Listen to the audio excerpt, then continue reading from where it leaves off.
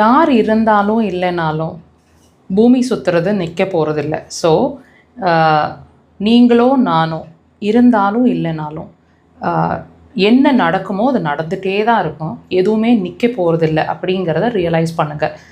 என்னால் தான் இது நடந்துகிட்ருக்கு, நான் தான் இது எல்லாத்துக்கும் காரணம், நான் இல்லைன்னா என் ஃபேமிலி என்ன ஆகும், இப்படியெல்லாம் திங்க் பண்ணுறதை தாண்டி இதெல்லாம் திங்க் பண்ண ஆரம்பித்தோம் அப்படின்னா நிம்மதி இல்லாமல் போயிடும்.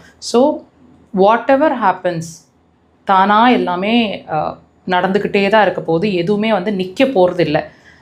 நம்ம இல்லைனாலுமே ஒரு நாள் அழுவாங்க, 2 நாள் அழுவாங்க, அப்புறம் they have to go for their routine. So இதை ரியலைஸ் பண்ணுங்கள்.